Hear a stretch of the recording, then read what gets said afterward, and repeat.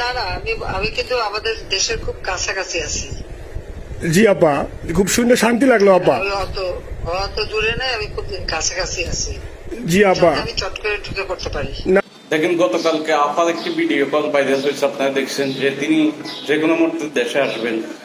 ওনার একজন লেসপেন্সার বা সানসিয়াকে ফোন দিচ্ছেন, উনি দেশের পাশে আসেন। আসলে ভিডিওটি এর মধ্যে না, আপনারা যাই বলছেন, ভিডিওটি হলো আপনার ওই যে সময় দেশ থেকে পালিয়ে গেছে, হয়তো 2-1 দিন পরে।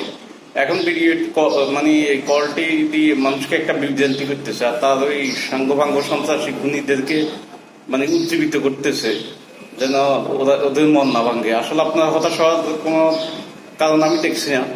এই ভিডিওটি যেটি দেখছেন আপনারা, এগুলো হলো আপনার এই কথাগুলো হলো তার সে যেদিন গেছে 2-1 দিন পরে কল রেকর্ড।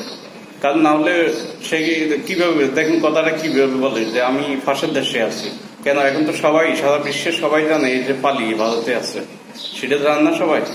এটা হলো তার পাতানো একটি ফাইজলেমি, মানে তার ওই খুনি সন্ত্রাসীদেরকে উজ্জীবিত করার জন্য মাঝে মাঝে একটি ভিডিও কল সারি এই তার সন্ত্রাসীদেরকে দেখে আর কি এদেশে আবার আসি ঢুকতে পারে কিনা। কিন্তু এদেশের জনগণ তাকে আর জায়গা দিবে না। তার ওই যে আইনাগত সেই সৃষ্টি করছে, সেই আইনাগতে তার জায়গা হবে ইনশাল্লাহ।